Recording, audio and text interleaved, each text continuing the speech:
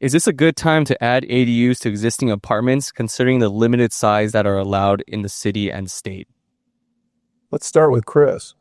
So when you look at building an ADU, a lot of quotes I'm seeing are about $250 per foot, depending on what it is you're building and where.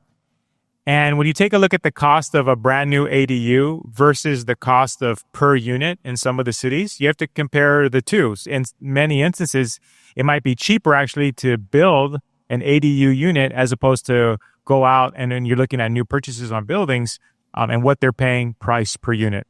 So it's an easy way to add value to your property. The density rules have changed.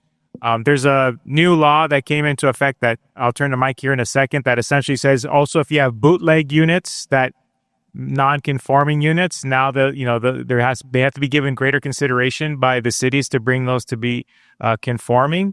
But sure, I mean, you want to take advantage of what's available on the property. Mike, can you speak to that law again? Yeah, he's exactly right. It went into effect last year, or it was voted on last year. And if you have a bootleg unit, now is the time to reach out to your city, your inspectors. All cities were required to put a program together so that you could streamline getting that unit permitted. And they would tell you exactly what the steps were. And as long as you're working with them, you're going to avoid the fines and the penalties that you would have normally received.